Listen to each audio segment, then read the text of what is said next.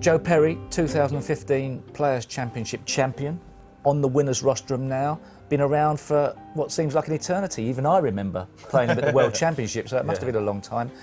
A good, solid match player, that's for certain. Yeah, he is, yeah. And he's one of these lads that have sort of come to the fore later on in the career, hasn't they? You know, they've had more success like in his late 30s and now early 40s than he did when he was in his 20s. You know, it's quite an amazing sort of statistic, but he's like a bit like Barry Hawkins, a bit like Mark Davis in a way, that's probably benefited a lot from a lot of the PTCs and more matches, a lot more match play, and more matches won as well, has given him that bit of confidence. His game's come on leaps and bounds in the last few years, although he's always been very, very consistent.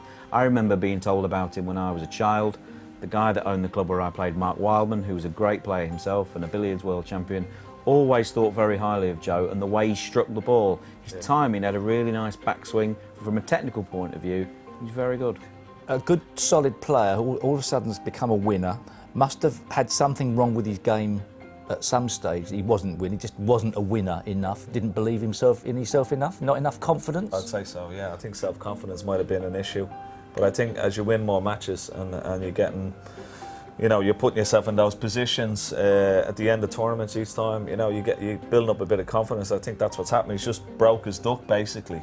And because of that now, he doesn't really fear anybody. I think the three players, if we talk about Joe, Barry Hawkins and Mark Davis, they all had one thing in common, which was Terry Griffiths. And they worked with Terry quite a lot when they were with Paul Mount at the Southwest Snooker Academy. And Terry, I think, has done a lot of work with these guys, because if you look at all of their games, they've really come on leaps and bounds. And it's not their snooker that's improved, it's the 6 inches between their ears where they've become much, much stronger. Let's try and rip Joe to pieces.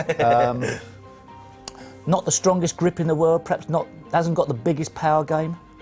Yeah, he's not a sort of leave him one red out and he'll pop the red, get on the blue, smack the pack open and make 70 or 80 type of player.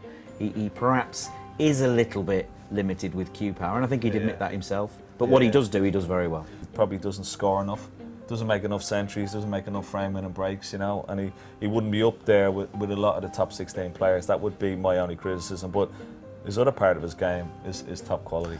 And do you think he believes he can beat the very top players enough? Does he actually think he's that good, or is he just trying to play for his place? I'm not sure, only he could answer that. Well, it's going to be interesting to see how the next couple of years pan out for Joe.